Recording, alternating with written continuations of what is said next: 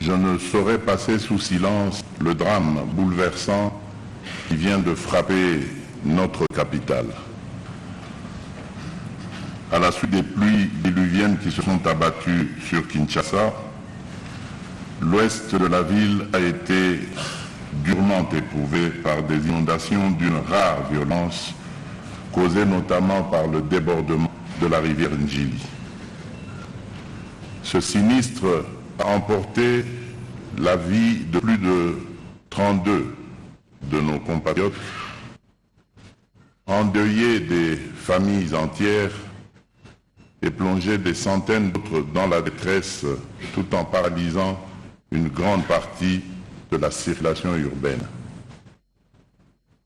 Je tiens à exprimer, en mon nom propre et au nom de la nation tout entière, ma profonde émotion, ma compassion la plus sincère et ma solidarité indéfectible à l'endroit des familles endeuillées et des sinistrés. En cette heure de peine et d'angoisse, je veux leur dire que la République ne les abandonnera pas.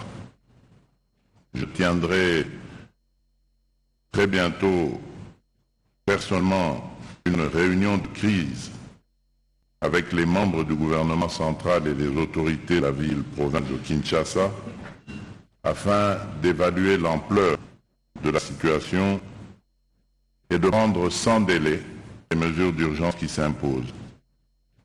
Rien ne sera négligé pour soulager les souffrances, protéger les vies et prévenir de nouvelles tragédies.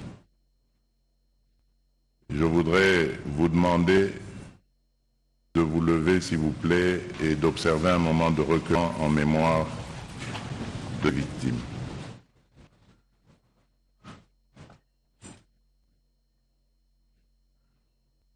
Je vous remercie.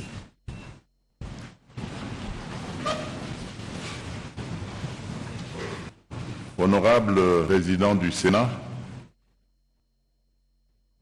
Madame la Première ministre, chef du gouvernement, ici représentée par le vice-premier ministre, ministre de l'Intérieur, Monsieur le Président de la Cour constitutionnelle, Président du Conseil supérieur de la magistrature, Madame et Messieurs les membres du Bureau du Conseil supérieur de la magistrature, Monsieur le ministre d'État, ministre de la Justice et garde des Sceaux, Messieurs les membres des institutions d'appui à la démocratie, Mesdames et Messieurs les membres du Conseil supérieur de la magistrature, distingués invités, Mesdames et Messieurs.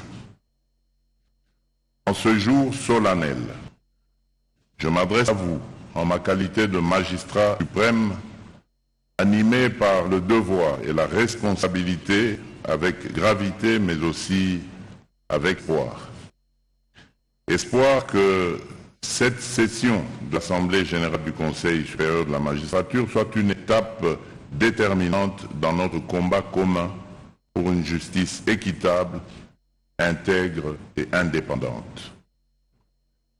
Le 15 juillet 2023, à l'occasion de la clôture de la formation de la première promotion de nouveaux magistrats, j'exprimais ma profonde préoccupation face à l'état de notre justice. Depuis mon accession à la magistrature suprême, j'ai toujours affirmé ma conviction que la justice est le pied central de notre état de droit. Une justice indépendante, efficace, protectrice des droits humains et rassurante pour tous. Notre pays traverse une période critique. Aujourd'hui, plus que jamais, la justice est appelée à jouer pleinement son rôle de protecteur. Les Saintes Écritures, dans leur livre des Proverbes, nous enseignent que la justice élève une nation. Cette vérité biblique profondément ancrée dans notre pacte républicain résonne comme un appel à notre conscience collective. La justice est le rempart contre l'arbitraire, contre les abus. Elle est le véritable gage de l'équilibre social et la pierre angulaire de notre vivre ensemble dans la paix. C'est avec cette foi en la noblesse de votre mission que je vous appelle une fois de plus à renaître, mais beaucoup plus à redonner espoir, à réaffirmer avec courage et fermeté votre rôle de sentinelle de la République. Car lorsqu'elle est entachée de corruption, gangrénée par les antivaleurs, la justice cesse d'être un recours et devient elle-même source d'injustice. Je l'ai dit et je le répète, la justice ne peut être le régulateur vers lequel accourent les citoyens que si elle-même rassure par sa vérité impartiale. J'ai, à maintes reprises, dénoncé ces mots lors de mes adresses à la nation, notamment en décembre 2024, et j'ai pris l'engagement de donner un nouvel élan à notre justice selon une stratégie claire, l'homme qu'il faut à la place qu'il faut. C'est dans cet esprit que je salue la tenue de cette session ordinaire, la première depuis 17 ans. Elle symbolise le retour à la normalité institutionnelle après une longue période dominée par les sessions extraordinaires. Je voudrais à cette occasion féliciter le bureau du Conseil supérieur de la magistrature ainsi que son président pour avoir relevé le défi d'organiser cette session ordinaire qui est aussi particulière car elle suit de près les deuxièmes états généraux de la justice organisés pour évaluer et relancer les entreprises depuis 2015. Mesdames et messieurs, les membres du Conseil supérieur de la magistrature, distingués invités, je vous exhorte à œuvrer à l'édification d'une justice de notre nation. Une justice des défis, une justice qui protège sans faillir, qui rassure sans faiblesse, aux droits fondamentaux de nos concitoyens. Dans un contexte par les blessures, par les conflits, notre peuple exige avec force et légitimité la vérité, la justice, l'équité et la réparation. Mesdames et messieurs de l'appareil judiciaire, la République vous regarde. Elle attend de vous des actes clairs, des choix courageux, même s'ils sont parfois impopulaires, des décisions porteuses d'une rigueur morale et professionnelle irréprochable. Il vous revient de faire triompher à travers vos délibérations l'exigence d'une justice fondée sur la compétence, l'intégrité et l'efficacité. Il en va aussi du climat des affaires, moteur de tout développement. À ce titre, le respect scrupuleux du principe de rotation des magistrats demeure essentiel, non seulement pour assurer l'équilibre territorial, mais aussi pour garantir une justice impartiale, dynamique et enracinée dans toutes les réalités de notre pays. En effet, face à l'immensité de notre territoire et au défi d'un effectif encore insuffisant, j'ai initié le recrutement de 5000 magistrats civils et militaires.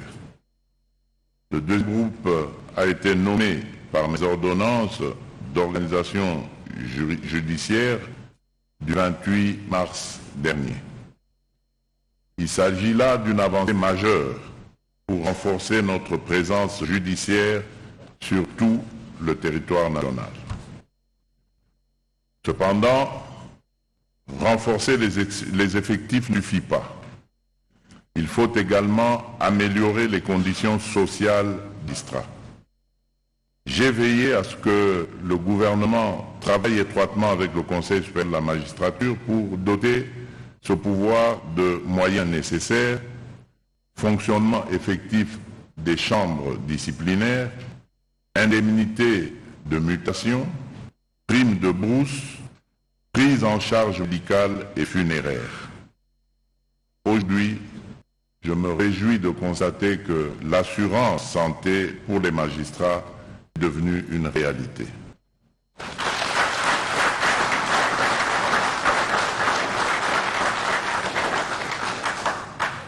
Distingués invités, mesdames et messieurs, l'indépendance judiciaire que garantit notre Constitution n'est pas un privilège personnel, mais une responsabilité collective au service de notre peuple. Soyez donc les garants d'une justice qui assure, rassure et surtout protège les droits fondamentaux de chaque citoyen. Je vous appelle à faire preuve de rigueur et de courage dans vos décisions. La sanction, positive comme négative, au cœur de votre gestion, est appelée à jouer réellement le rôle de régulateur dans la société. Nous devons arrêter avec l'impunité et toute forme de trafic d'influence. Avec les effectifs actuels, aucun déséquilibre dans les déploiements ne saurait être toléré. Les animateurs de la justice doivent être choisis avec discernement sur la base de la probité morale, de la méritocratie et de la compétence. Le favoritisme doit être définitivement banni. Le principe de rotation des magistrats est fondamental. Il garantit non seulement l'équité, mais aussi l'intégrité et l'efficacité dans l'exercice de vos fonctions. Le gouvernement prendra toutes les dispositions nécessaires pour assurer l'application effective des résolutions issues de vos travaux. L'indépendance constitutionnelle du pouvoir judiciaire est non négociable.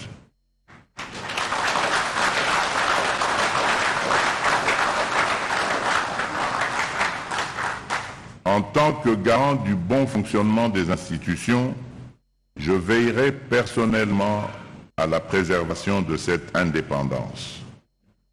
Et j'invite aussi les magistrats à se souvenir que cette indépendance n'est pas un privilège, est un devoir envers le peuple. C'est ici l'occasion de rappeler le pouvoir judiciaire, disciplinaire plutôt sur les magistrats, reconnu au Conseil supérieur de la magistrature, qui ne doit pas être exercé avec complaisance ou qui ne peut être à géométrie variable. Il est temps de mettre fin à cette notion de double standard au sein de la magistrature, car dire le droit n'est pas synonyme d'être au-dessus de la loi ou de l'appliquer à sa convenance. À vous également, mesdames et messieurs du bureau du Conseil supérieur de la magistrature, je vous rappelle que la loi s'applique à tous. Aussi, j'appelle à un partenariat renforcé entre le gouvernement et le Conseil supérieur de la magistrature pour poursuivre ensemble les réformes nécessaires à l'élévation de notre justice. Mesdames et messieurs du pouvoir judiciaire, j'ai foi en votre engagement. J'ai foi en votre capacité à faire renaître notre justice. Que ces assises marquent le point de départ d'une ère nouvelle, celle d'une justice digne, forte et impartiale. Sur ce, je déclare ouverte la session ordinaire de l'Assemblée générale du Conseil supérieur de la magistrature. Que vive le pouvoir judiciaire, que Dieu bénisse la République démocratique du Congo et son peuple. Je vous remercie.